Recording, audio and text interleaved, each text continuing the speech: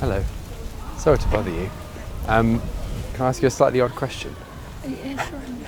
I'm making a podcast called Strangers on a Bench, where essentially I talk to people I don't know on benches for 10 or 15 minutes. Are you up for that? Do you want to give it a go?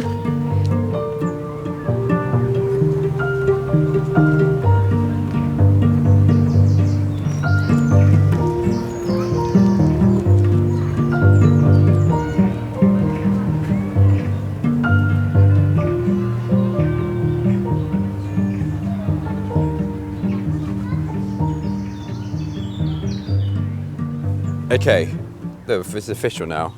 Cool. That was just rehearsal. Is it recording? What we'll do is I'll run us through very quickly what we had talked about. I asked you what his favourite day of the week is. Okay. You said Wednesday because of your school life. No longer Wednesday because you're working. It's now Friday because you have restful days to come. Oh, so what would be your ideal Friday when you were not working? Well, it's getting up at 7. It's getting dressed with your Kindle, reading at the same time, which I've never heard of, but I like. Did you say what you have for breakfast? Yeah, my bread. Oh, the bread, of course. Come on. Oh my God. It's a massive, important detail. You're dipping the massive bread in the tea, then you're getting out and you're getting a train Yeah. with, ideally, the love of your life you have not met yet. Yes. We're meeting up at a train station and we're on the train together. And then you're going to The aqueduct. Aqueduct, where you will just walk around. Yeah. And there'll be a pub, do you say, at the end? Yeah. And then you'll go back home and just relax. Yeah, watch like some good movie, have dinner, maybe order takeaway because I can't be bothered to cook. Well, it's been a long day at the Aqueduct. Well, exactly, you know. Are you currently in a strong search for an ideal partner? Yeah. You're searching hard, high and low? Oh God, yeah, I'm trying my best, but it is dire, you know. Why? There's lots of people out there. Yeah, but not everyone is for you, you know. There's very lots true. of very, very good people, but Do you think you're a hard person to find someone for? Does that make any sense? yeah, it does. What is hard about you? It takes me a bit of time to properly open up because I've been really hurt in the past. And so I also tend to get quite scared easily. It's not By the best. romance or by like spiders? Actually, weirdly enough, I'm not afraid of spiders anymore, but I'm afraid of like romantic Humans. partners more, yeah. Humans are scary. You know, the worst a spider can really do is just jump on you and be a bit scary, but that's about it. Very good point. Very good point. Yeah, no, I mean, the apps are terrible. That's clearly not a groundbreaking thought. Yeah. But If I said to you, you have to design an app tomorrow, the app that's going to change the game romance-wise, what are you having it do differently? well, so I'm gonna base myself on an app that actually already exists, but there's this app that is called Breeze, and it only shows you 7 profiles per day.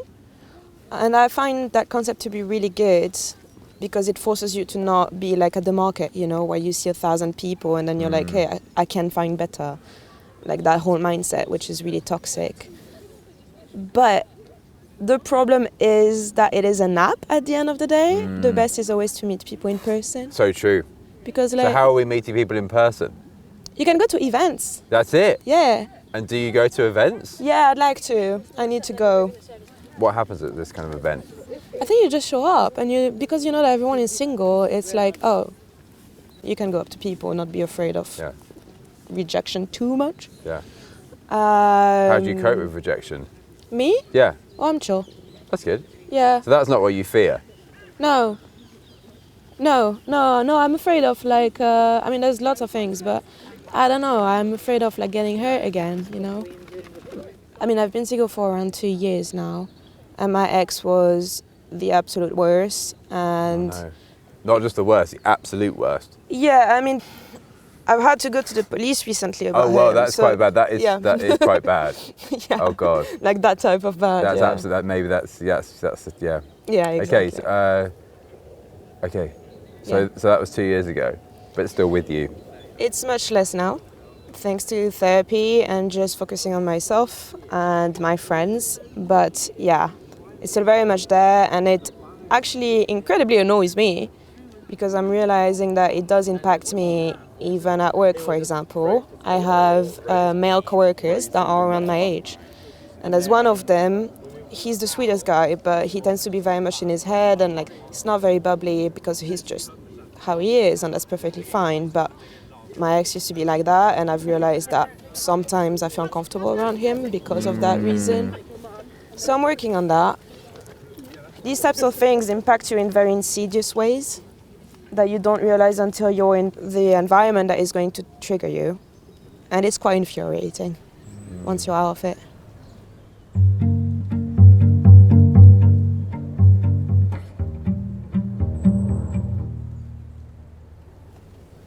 When you look back at these things, you kind of go, how was I able to do that?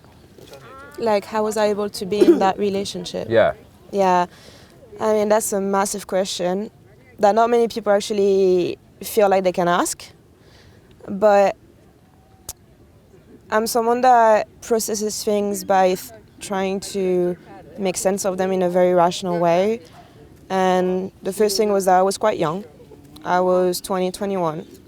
And then after that, I was in a foreign country by myself, in a different culture, speaking a different language. And that already put me in the back foot because he was native from here. So lots of times he would say something and I would be like, oh, that's how it is done here. So there was this going on. And then I made the grave mistake of moving to London with him. And I moved in his house with his parents. And that was before I had a job. That was just after uni, which means that I didn't have any financial means to find a flat by myself, so I was stuck there. And that's when the abuse got really bad, because I think he knew that too. And when you go through something like this, you go into a haze, you can't really think. It's really strange. It's as if your thinking capabilities become the same as if you were really high all the time. Your brain just doesn't compute things. You feel things, but you don't understand them. It's very odd. And you are, in a smog. And once you're out, that's when you start realizing it's like a sheet of paper was taken away from your eyes. But it takes a lot to get out of there. But yeah, I mean, you know that like these types of guys aren't good, but it's very unhelpful to tell someone that is in this situation, just leave, because lots of times they can't. And I was lucky enough to not be married to him or have children. So, yeah. I mean, it's really rough, but you learn a lot from it. Yeah. Never seen that in the wild. Horse, real life horsey. Yeah, fair enough.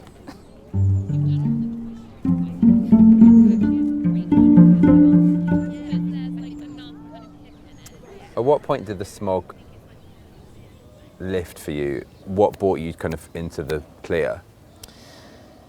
So, for the smog to fully lift off, it was very gradual.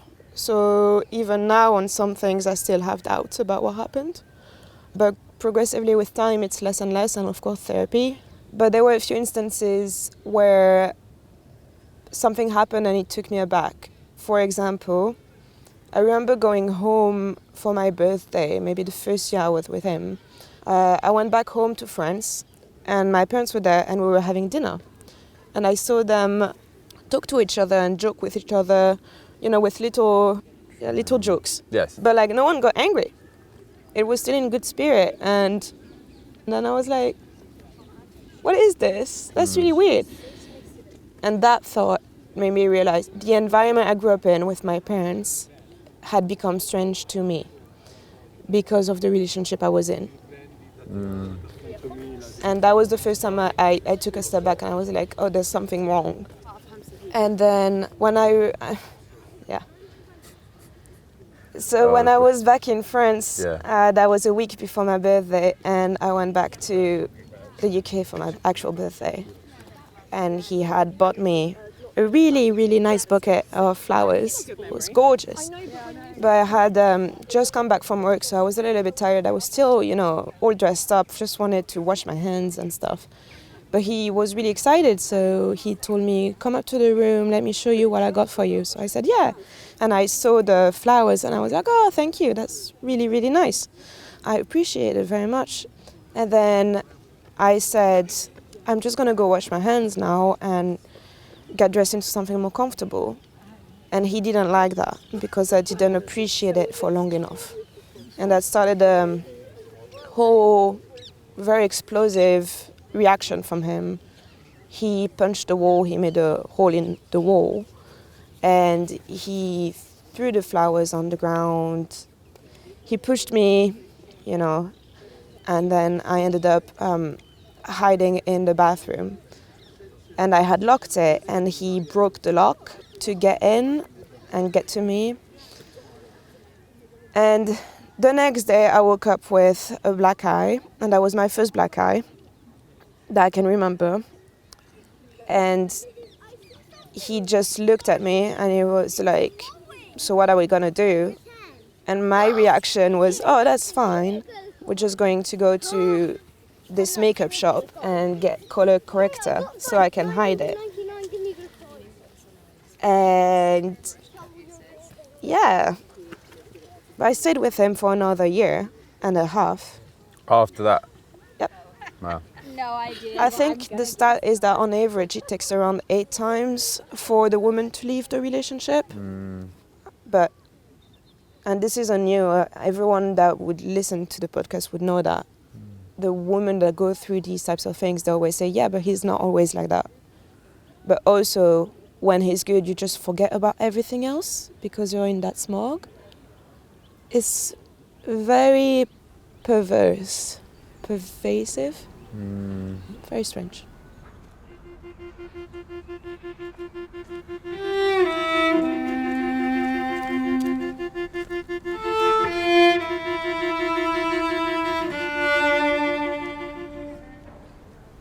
What has all that kind of done to you and your spirit generally, do you think? In my spirit? I think it has made me lose a lot of the naivete I had. It has made me more wary of people, that's for sure. But it's also made me grow a lot. So, for example, that discussion we're having right now, 2 years ago I wouldn't have been able to really speak about anything really because I had massive social anxiety. So now this is much better because this relationship, funnily enough, actually taught me that strangers really aren't that bad at all. So why has that relationship told you that? Because the one that really hurt me the most in my life was the one that isn't supposed to do that. Yeah. When strangers have only been kind to me, probably not the ones that are gonna hurt you.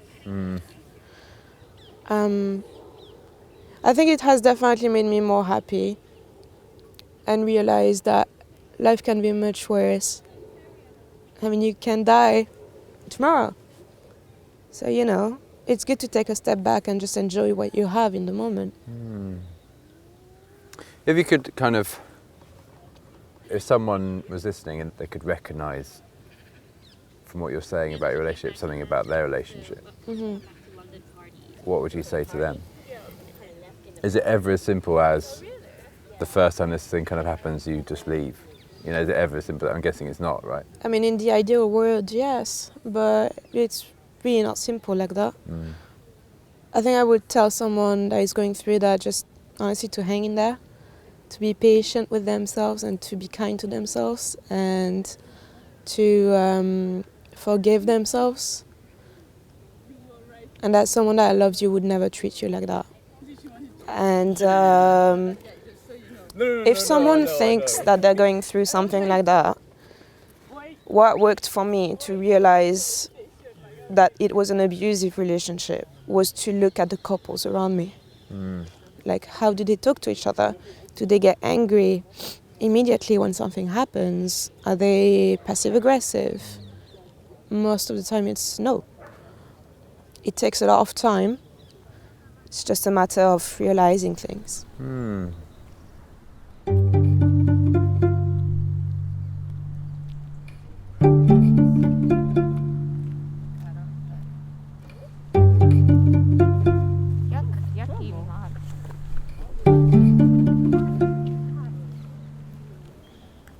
mean, how often are you able just to kind of forget these things? I mean, how much is it on your mind, these past events?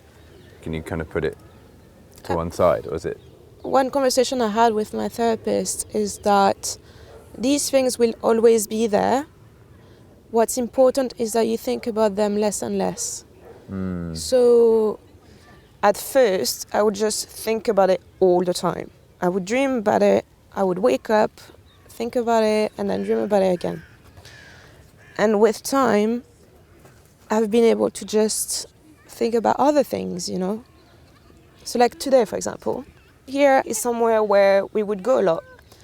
And the first time I went back after the end of the relationship, I had very near panic attack. And I had flashbacks, the whole PTSD shebang. And the second time, I just didn't want to come here. I did a little bit and then I left. It was also not great. And then today, I thought to myself, I want to have a walk. And then I didn't think about any of the bad things at all. And then while I was on the tube, I realized, wait a second.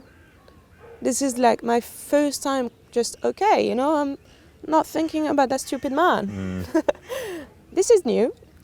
And now I'm perfectly fine. And I think like even if I saw him in the wild, I would be able to realize, hey, I can just walk away. You know, it doesn't mean that it has to take up all my thoughts. Yeah. That's such a good way of thinking about it. It's gradual. Yeah, gradual. It's always gradual, isn't it? Yeah. The question that's come into my head is that this person's, you know, they're not in jail or anything, they're just out and about. Nope. And they could and probably will meet more people. Yep. So you feel a sense of, obviously is not on you to Not do at anything, all. right? But there must be a thought of like the worry for them.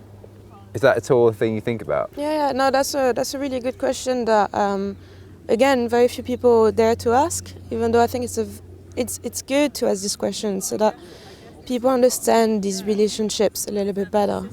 So, for me, I debated going to the police for a very, very long time because I didn't want to revisit all of these memories. But what made me go there is because I realized that the guilt was eating at me more than any memories or PTSD that I had before. Guilt in what sense? The guilt in the sense that if someone goes through something like that, Okay, I see. and also because these men, they only ever escalate, and I just couldn't bear the thought of one day a woman dying because of him. Because in the UK there's a Clare's Law where anyone can request someone's police record.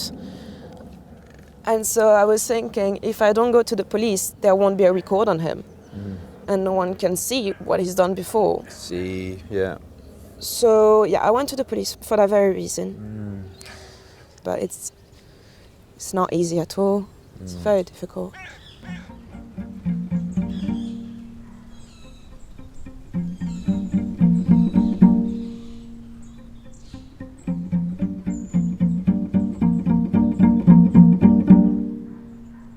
How have you found that process of doing that? Of Going to the police.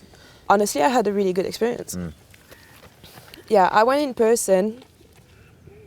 They sent over the domestic abuse unit. 2 young women around my age, which I'm pretty sure was on purpose, and I was very much appreciated. They took my initial statement, and then I got referred, I think, to a detective. And then a few weeks later, I was called in to do a formal statement. I met my detective. Actually, you get assigned 2 detectives. You get assigned one for the victim, so you, and then you get assigned someone else for the perpetrator. So the one that talked to me won't talk to my ex. So they took me into a room, and I had to go into as much detail as possible. It lasted around an hour and a half. They were very kind and took time to sit down with me and explain the charges to me. They told me the word, and I was quite shocked because I hadn't realized that it was that. So they said that I had been raped. I mean, I knew, but that was the first time that someone told me that it was the case. So they took time to actually explain it, and they were quite patient. And then after that, my detective is still in contact with me about the proofs, so I had to send over my proofs, the evidence, my journal and pictures and stuff like that. And then now I'm just waiting for updates, basically, because the investigation is going, and it takes a long time, which is fair, but it's a bit too long. Yeah. But yeah, we'll see where it goes. It must take so much courage to go through all that. Yeah, it was rough. Well done for keeping some records, Yeah. though. Yeah, exactly. So that's the whole point, like to have it written down somewhere. When you're going through, obviously, do stop me if any of these questions are like, No, I'm an Not, open you book. know, I mean, it's difficult to talk you about know, it, but like, if they're ever kind of, it's you know. important to talk about Yeah. it. So. When you were going through your journals, knowing what you know now, and looking back at you having written these things, did anything kind of strike you? I sounded very naive. I remember writing, I can't believe this has happened, not I can't believe he did that. The language used was very passive. It also made me realize that some of the things I remembered actually had happened way more than I remembered. So there's one instance where he strangled me and he nearly killed me. And that's the one that I remember in very vivid details. When I read back my journals, it made me realize that he hadn't done it only that one time. He had actually done it a lot of times before, just not as intense as the one time I remembered. And it made me realize that I've actually forgotten so much that had happened. Obviously, it's quite a realization that hit me like a truck. Yeah. I'm guessing that must be a fairly common kind of self-protective mechanism of the brain. Yeah. And I'm pretty sure it's part of the whole hazing, Yeah. smog thing. So, yeah.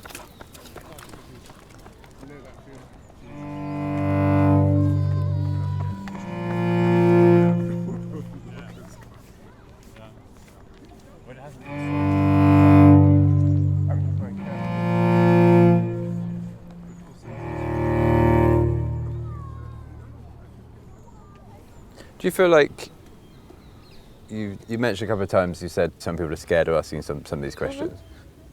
Are there any questions you wished you were asked about this? Do you see what I mean? What do you find people do ignore, and what do you wish they didn't with you? A lot of people are afraid to victim blame. So, for example, when you ask me, why did you stay? I just wish more people would ask me, especially my friends, because they know that sometimes this question comes across as victim blaming, which it does sometimes, depending on the intent behind it.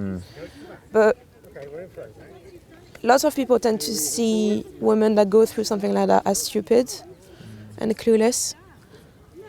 I don't think we are. I think we're just very unlucky. And so by asking, why did you stay, it gives me the opportunity to explain why. It's not out of pure stupidity. It's not because I was just also in love with him. There's lots of reasons why, and lots of people can't help it.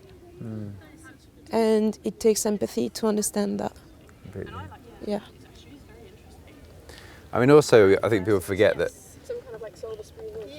when you talk about the smog before, you're talking about the smog of like being in a haze of all these incidents and kind of they're washing over you, and it's just too much almost for the brain to probably compute. But I suppose what you just mentioned there is the complicated factor, which is love. As Yeah. in love, which is actually so intoxicating. And it's probably the only, one of the only ones that, other than actual genuine drugs, which actually seems to kind of bend people. It moves people from there to there. It takes them out of their kind of like clinical understanding, you know? Yeah. So Have you ever been in a situation where you're extremely emotional and very big emotions? So for example, you're happy, but you're also a little bit stressed, a little bit nervous, a little bit sad at the same time maybe. And you have 1,000 emotions going on and you just can't really think. You know, you're like, oh my God, okay, this massive thing is going on. For most people, this lasts maybe 5-10 seconds and then they get their wits again. Like, let's say you're at an amusement park, right? And then like you're like, oh, this is so great. You can't really think, you get out of the ride, and then you can start thinking again.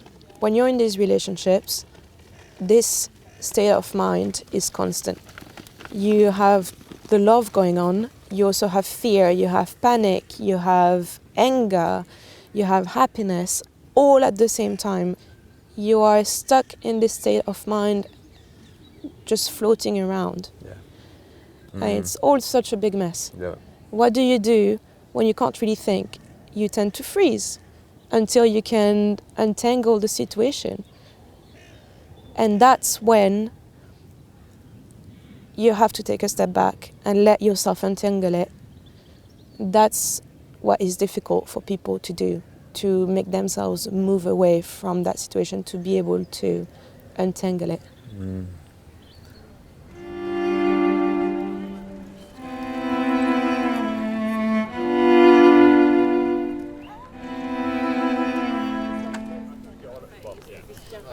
Do you like to help people generally?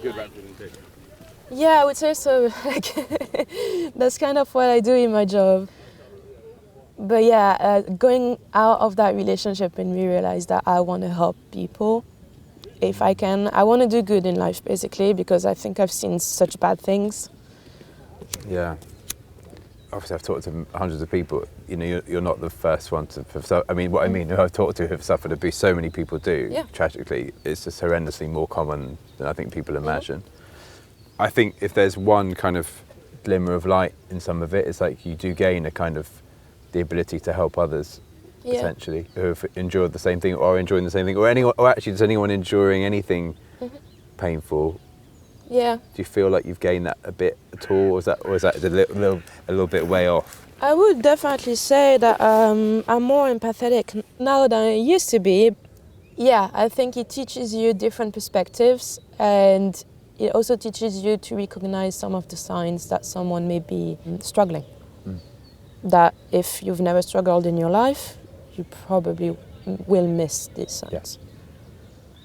But yeah, we just need to stay kind to each other. One more question on the subject of help. What act of help has been the most crucial to you in your life? That I received. Yeah.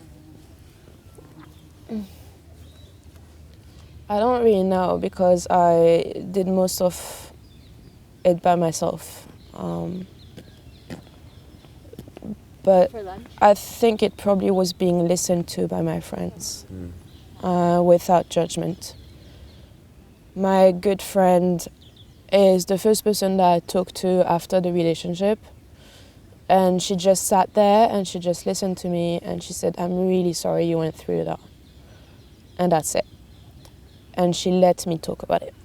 And yeah, I think that was it. Because that was my first time opening up to anyone. So how she handled that moment was quite important. Yeah, just listening, you know. And for me, because I processed it by talking about it, it was important to just be listened to. Yeah, she's a good girl.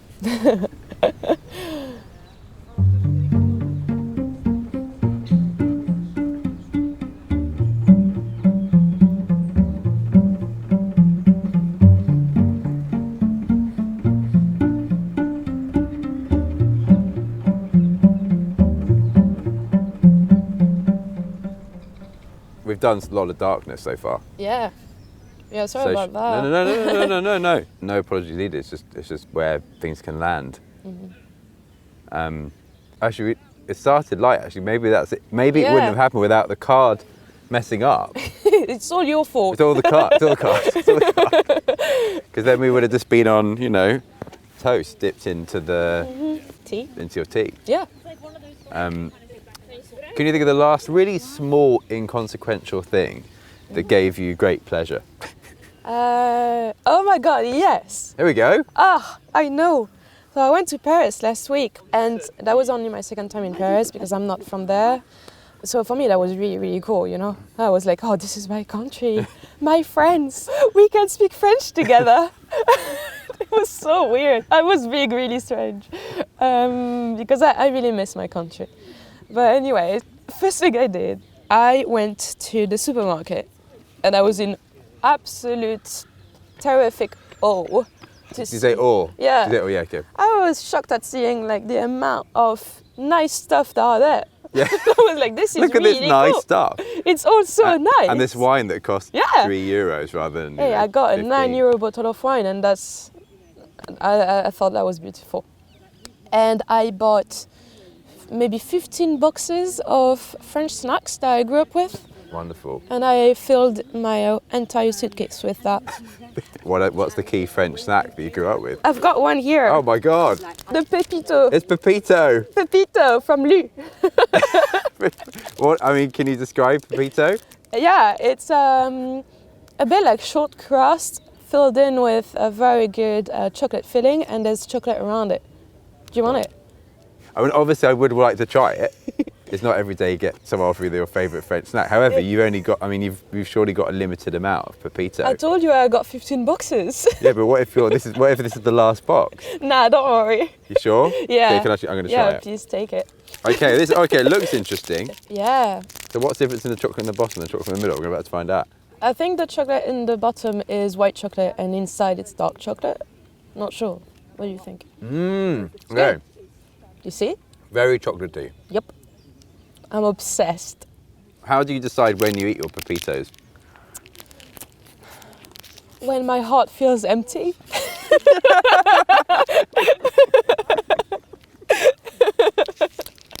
This would be an incredible advert for Pepitos.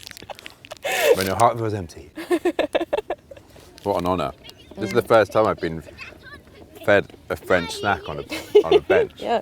Out of how many? 300 people? Yeah, exactly. Yeah, look at me, I'm so special. Basically, if you talk to enough people on benches, one of them will give you a French snack. Yeah. That's my lesson of the You day. just need to go through 300 people again. You'll get another snack. No, it's not. Exactly. Actually, can you think of when you had this for the first time?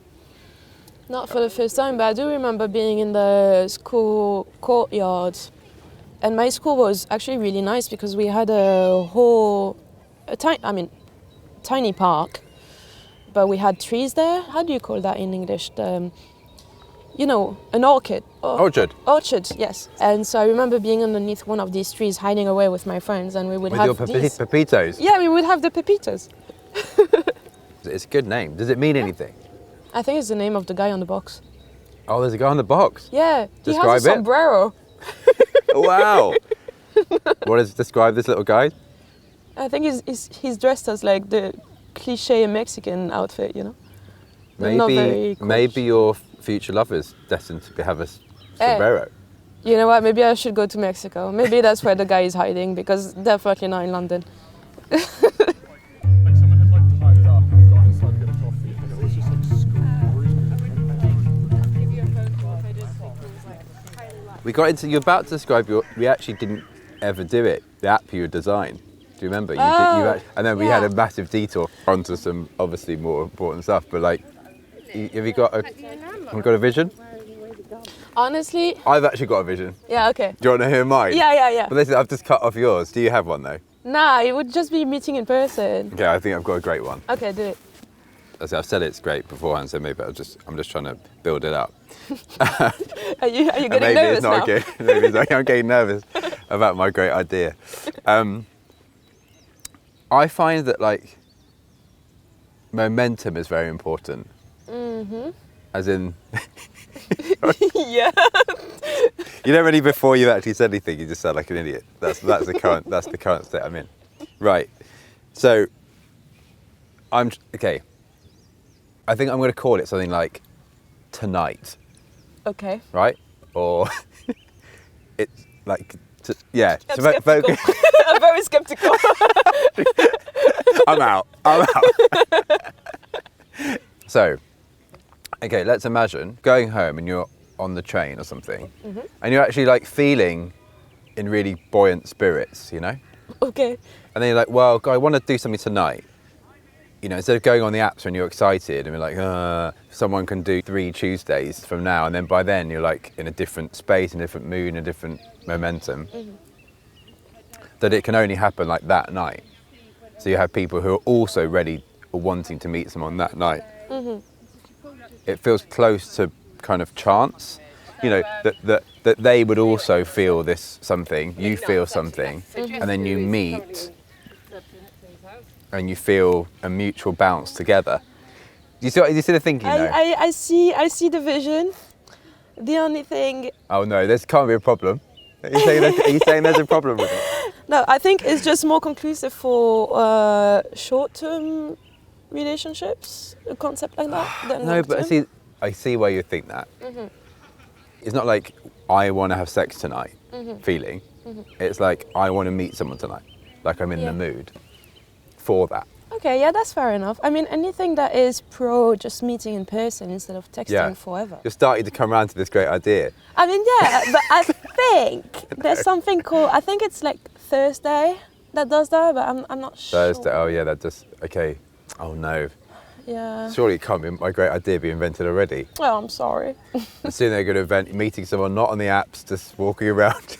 Yeah, I wish people would talk to each other more. Yeah, there we go. Yeah. How can we do that? Well, it's what we're doing now, I suppose. Yeah. And it's cool, it's good, and I think it should be encouraged. Yeah. What circumstances would you feel confident, like, approaching someone?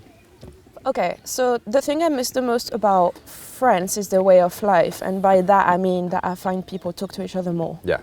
So you go to a cafe, you go on a terrace, you have a few drinks with your friends, and at least in my hometown, it's very normal if there's 2 big groups of friends sitting beside each other to start talking to the other group. And that's how you meet lots of people, and that's how you make friends, right? I think in that context, I'm really good. If it's going up to someone at a bar, I'm actually okay doing that. I've done it before, but I feel like in London, people just look at you like you're some serial killer, even if you're a girl. It's really odd. Though, to be fair, the Brits are the Brits. The Brits are the Brits, so true. They're very So funny. true, they are funny. They're funny people. And they're not very good at people just approaching from nowhere. Yeah, I mean, they are very kind, they're just very closed off. But to be fair, they're very concerned with each other in the way that they don't want to bother.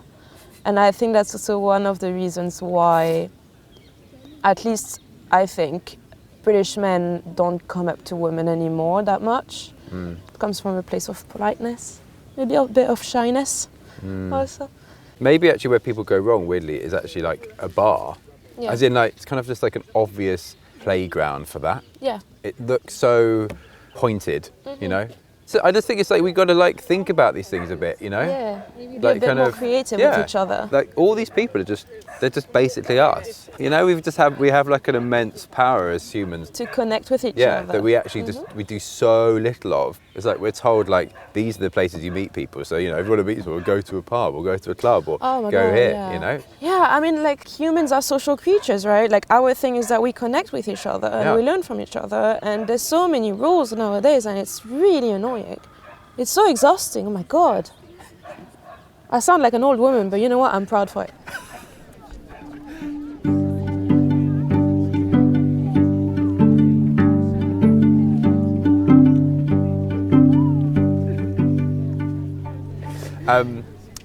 Here's a question. Okay. What have you lost that you would like to bring back that is not a dead person? Okay. I did like the obvious, I bring back my great aunt, Yeah. Margarita, and then, you know. There's several answers to that question for me. The first one is privacy. Because of social media, you really don't have any privacy. You know, you need to have social media for when you work and then for meeting up with your friends. So that's really annoying to me. I just wish we could just simplify our lives. Have an alias, have a, you know, pseudonym. Okay. Call yourself Pepito. Pepito. Yeah, maybe I should. Fair enough. Maybe I should start wearing a just re- sombrero. I just realised you get exactly. Let's just have. Oh my God, look, just maybe again. This is something people don't do enough of, right? Yeah. So today is Sunday, right? Yeah. If I don't know, it's quite late now, but if you manage to like source a sombrero for tomorrow, and you spent the whole of the next week wearing a sombrero, you know, like so many Yeah. people would talk to you. They're like, "Why are you wearing the sombrero?" Your life would be fundamentally, completely altered by wearing this sombrero for a week. You know what? Yeah, I'll do that. I'll do it. Legit, I will do it. Yeah. I'm just gonna be posted on Reddit and stuff like, Yeah. hey, what's up with this girl?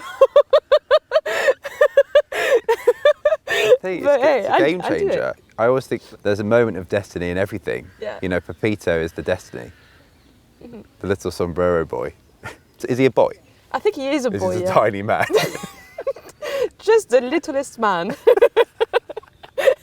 Wearing a massive sombrero. That would be fucking funny. That would be hilarious. There you go. So that's your plan. All right, that's my mission. You know, I can't really quite picture you in a sombrero, but it doesn't matter. That's the point. Do not If put anything- stereotypes on Yeah, me, you know. yeah. Do not put me in a beauty box. is you are going to make Yes. the sombrero your own, whatever happens. Yes. You cannot know if a sombrero is for me, except if you've seen me with a sombrero before and you haven't. So hey, So true. Don't judge me. I haven't. No sombrero judgment. maybe that's how I will meet my own Pepito. I think He'll be cold to me. so true. I mean, I'm just imagining like going for pints on Thursday after work and then going home in my Pepito outfit, and then if I find someone else dressed with a sombrero on the tube, I will completely lose my mind. This person will become my best friend. I think it would be a sign. Imagine the scene. It will be like the meme of the Spider-Man people, you know? Oh my God, exactly. When they're pointing at yeah, each they other. point at each other, which is the best meme. I love this meme. Is it dog coming to us? No. Yeah, dog. Hello? Hi. Oh, it is coming hi, to us. baby. Why did I know that dog was coming to us? Well, he just gave us It a... just felt like he was just. It's Come here. good throw. It's cool. And yeah, you're gonna have to do it again now. 50 That's times. fine. I miss my dog, so that's okay. That's a good dog. My dogs have never given me Maybe back here's a deal. I've got a funny deal for you. Okay. If you want, I will buy you a sombrero. What, today? Well, no, maybe not. Actually, it might be difficult today, just 'cause I don't know where on earth we would find a sombrero. You know what? Deal. You know, I could just send you one or something. Deal. In case that time thought, you know what, now is the time I'm going to wear my sombrero for a week. To be completely honest with you, I just wouldn't do a week. But I will do a day. I will do a day. Day's fine. Yeah. The sombrero day, I legit will. that's the destiny. Yeah.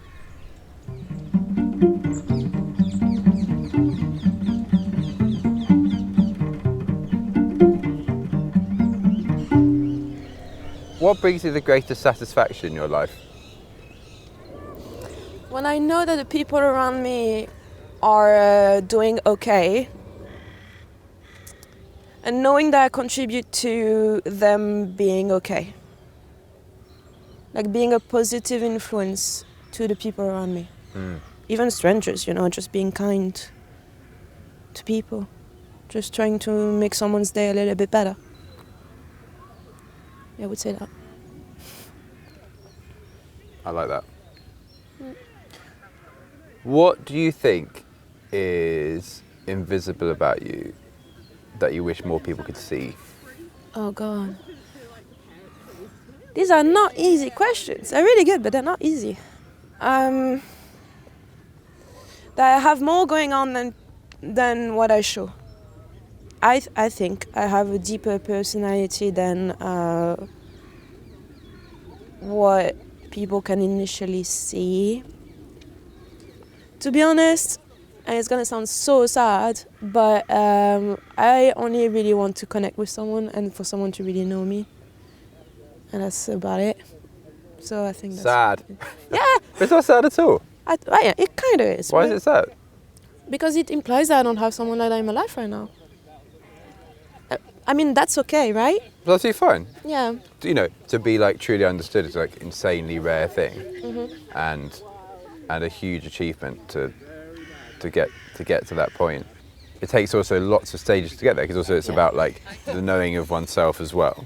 and achieving a kind of balance with that. Actually, Yeah. very close to where you are, Marilyn. Because it also takes a lot of time, and it also means you have to be around that person a lot, which nowadays, at least when you work and stuff, is difficult to get. Yeah. I'm not sure. I don't agree necessarily that you have to be around them a lot. I just think you have to be really lucky. Do you know what I mean? Yeah, you I think have it can to happen be, yeah. quickly and really well, Yeah, but you both have to be in the same kind of. wavelength. Yeah. Yeah, I agree. A lot of these things do take minor miracles to actually work. Yeah, but it does happen. But it does happen. Mhm. Correct. Is there anything you would like to be asked that you haven't been asked? Given the fact we're only on this bench once, you know, what if you once fell out of a large building and landed on a bouncy castle? Do you know what I mean? I kind of would like that. How do you feel about bouncy castles? I love bouncy castles. Yes. I want to go to one, yeah.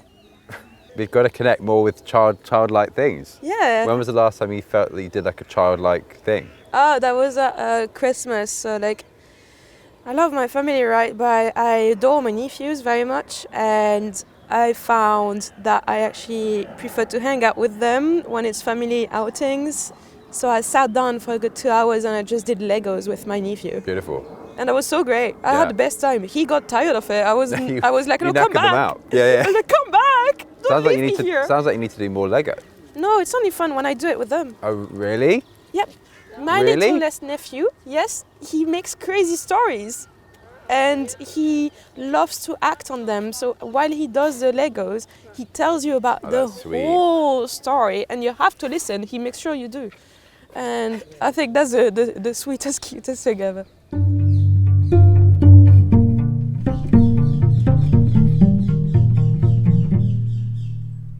That this lady is feeding the birds in front of us.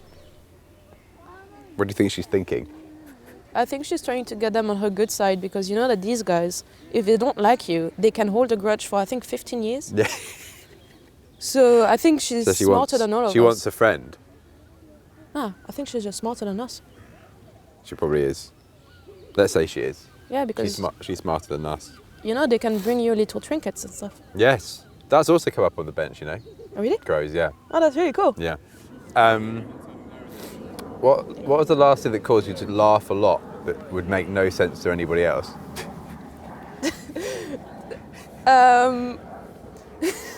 So, so sorry. There we go. So We've that was gone already. yesterday. We've gone already. Sorry, that was yesterday. I don't know why. I just found it so funny. It wasn't funny at all. So like, I posted a photo on my story on Instagram yesterday because I was really feeling myself, and I put one of my favorite songs. So the band is called Black Box Recorder, and basically, the song basically just goes like, "Life is unfair. Kill yourself or get over it." Oh wow. But it's a very nice song, and she has such a sweet voice, and you know. Anyway, Sorry, you were feeling yourself. Yep. You put this song on yes, and you laughed. no. No, sorry. There's more to this story. I'm just jumping in. People are gonna listen to me No, like that's also she's- probably true. Keep going. Is she okay? Anyway, and like there's this guy I matched with on Hinge, right? And like we've been talking, and he said, "Hey, I liked that story." And I said, "Oh, thanks. I love the song too." And he said, "Oh, I hadn't listened to it." And I said, "Oh, go listen to it." And he said, "Okay, I'm gonna turn up my volume and listen to it." And he just said, "Oh well, I just got told to kill myself by a very nice lady, and I don't know why. This just made me laugh so much because this poor guy, he doesn't know me. We've never met." I was like, "Oh fuck." So anyway, like yeah, I was cackling in my bed yesterday at like 1 a.m. Will you meet though? Yeah, we said that we were gonna meet on Tuesday. There you go. Yeah. Take the sombrero. You know what? I would do it. I would. I think life is very boring if you don't have fun with strangers. So true. Maybe I should tell him my real name is Pepito. You can be anyone you want on Tuesday. You know, that's irrelevant. And also you could be anyone you want at any time. You can just rock up and be whoever, Yeah, sure. you know? Why not? There are more and more birds have gathered by this woman. I tell you, she's smarter than all of us. She's building an army. You're feeling good about the date on Tuesday? Yeah. Yeah, great. Maybe you can come on Tuesday and see how it's going. Imagine he goes like, so yeah, that guy in the corner. Don't worry about it. He's just seeing how it's going. He just, I met him on a bench. He told me to wear a sombrero. He just needs to know how it's going. Imagine that. That would sound like the craziest thing. Poor dude. After I told him to kill himself. You're really testing him out. Yeah. You know, and I don't know what would be my role. The occasional wave. The chaperone. Like There's in the old days. There's a little wave. Yeah, but you have to show up wearing a sombrero too. Otherwise it doesn't work. Sombrero brother, Yeah. just in the corner. Get out of the bloody mud. That was cute. That was good. that was cute. That was said in quite a good English accent as well. Yeah. Get out of the bloody mud. Yeah. Anything you won't do on this first date? No, actually, I'm not saying won't do. I phrased that wrong. Like, I don't know. Do you have a sort of set of things you want to find out? Broadly, maybe just how they interact with other people. Like the staff, because surely you Yeah. don't get much. Yeah, the staff, or even just me. You know, if are they standoffish, or are they open? I'm not interested in someone that isn't open. Like, what's the point if I can't get to know you? You know, are they funny? Do they have charm? You know, the charisma. Oh, I hope it's going to go well on Thanks. Tuesday. I hope so too. And I'll see you in the corner with this. I'll be the one in the corner with the sombrero, You better. eating my pepito. 15 boxes worth.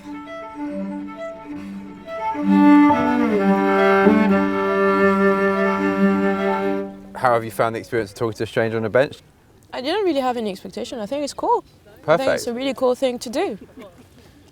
And now I wanna binge listen to your previous ones. You've got plenty to go through. Yeah. You've got 73 episodes. But I've spoken to hundreds of people. Can you figure it out? Not everyone becomes an episode. Oh my god. Now I'm scared I'm not going to become one. I'm gonna send you a message like, hey, I shouldn't have given you the sack. I gave you a whole pepito. How dare you? Yeah, that's really fun. It must take a lot of work also to put it in the format and stuff. It does. Yeah. So then Rose does that, Yeah. the editor. Wait, you have a Hello, whole Rose. team? There's a whole team. Who are you? There's Rose, there's Mike, he does and mixes it, he makes it sound good. Oh, cool. There's a different artist to the song at the end for each one. That's crazy. Yeah. What's your name? My name is Tom What's your last name? Rosenthal. What? Fuck. I've been a massive fan for a while and I clocked that you may be him like very late on. Very late. Oh my god, I'm so happy to meet you. There you go. I love your songs. Oh, that's sweet of you. Yeah, these are like, I used to put them on repeat when I was 16, when I started like being able to understand English properly. Oh, amazing. What a strange life. Yeah, You listen to some music at one point and then you talk to the same person 10 years later yeah, that's on a crazy. random bench. There you go. Who else in this? I'm trying to think who else in this team. If I'm missing anyone out. Frankie. Okay, I've got a friend Frankie. He helps me do the titles and other little bits. the titles. There's an animation of each person which is done by this wonderful Welsh animator called Eva and was once done by a Slovakian guy called David. Okay. There's someone who masters the song called Adak Khan, who's wonderful too. I'm going to try going through all of them. Yeah. Yeah, that's pretty much it, I think. But Is that that's it? nice, though. It's Yeah, so there's quite a big team. So for the, I'm going back to the songs there. Do you do any of them yourself? I did one. Okay. This is how life works. I thought I'd do the 100th one. And then I met a man who at the time was dying and had only had a few months to live. Wow. And he actually at the time didn't know my music, but then we started communicating after and I said, who do you want to do your music? I'll contact them. There's probably a good chance I might be able to persuade someone to do it because you're dying. You know, name your person, I'll give it a go. And then he said, oh, actually, I want you to do it. So I ended up doing his one. So that's me done now. That's the sweetest thing ever. Oh, that's very emotional. That's really good. So, yes, oh God, what? So where are we now? Yeah, I mean, what, is anything else we have to say? We've covered a lot of stuff. I think we've covered most of the things. We've done plenty. Yeah. Okay, last question for you then. Okay. Same question that everybody gets at the end.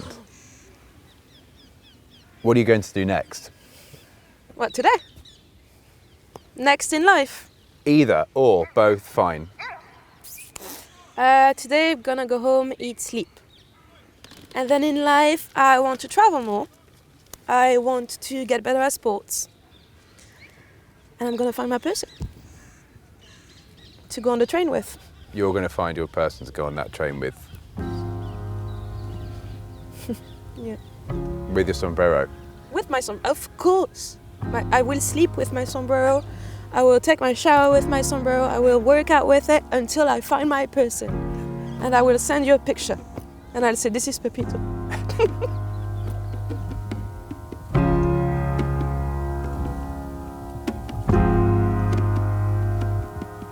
Sitting, talking, fishing, mountains past. I'm along for the ride. It's time, it's time. I saw and I saw a light, a vision.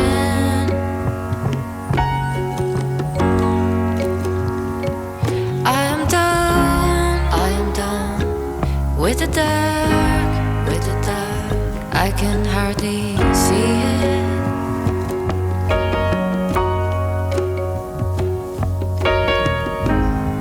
Walking around just looking. Just wanna sit still tonight. People, bridges, the water for my heart. I know myself when I'm dancing, when I am speaking my mind. Waving a dog back, I laugh just like a child. And I saw a light, a vision.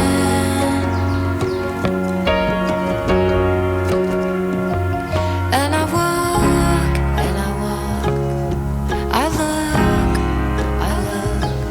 and I listen,